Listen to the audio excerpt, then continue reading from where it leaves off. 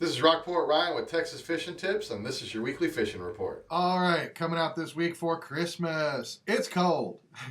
It's starting to warm up, but temperatures are still lower, so our water temperatures are still lower. To get out there and dodge the wind and keep from getting too cold, some quick trips will just be running right along the ICW. You can launch from the Lighthouse Lakes Park. You can launch from the casino boat, but just zip across on your outgoing tide. You'll have a lot of fish that are getting stacked up on the inside of these spoil islands. But if you're going out earlier, then you've got the fish are going to be hanging out more in that deep cut and then coming out as the day goes on. So the one good thing is you don't have to get up at the crack of dawn. You can hit out there probably about 8 or 9 for the redfish to start pulling up out of that deeper water onto those flats.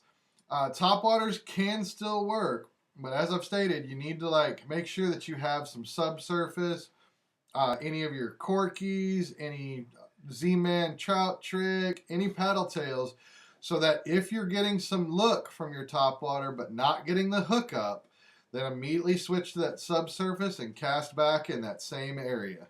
Another place that you can run doing that same mentality is going to be coming out here, Palm Harbor, running all along the intercoastal. Again, we're going to be looking for fish coming out of those deeper cuts onto those flats.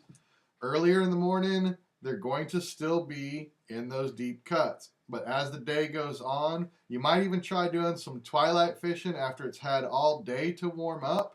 And then just get out there after work and hit some of these areas. They're real quick, easy to get to and get out. All right, another place for some quick, fast fishing will be to launch from out here, hitting all in this fish habitat area. Get out there, get in there quick.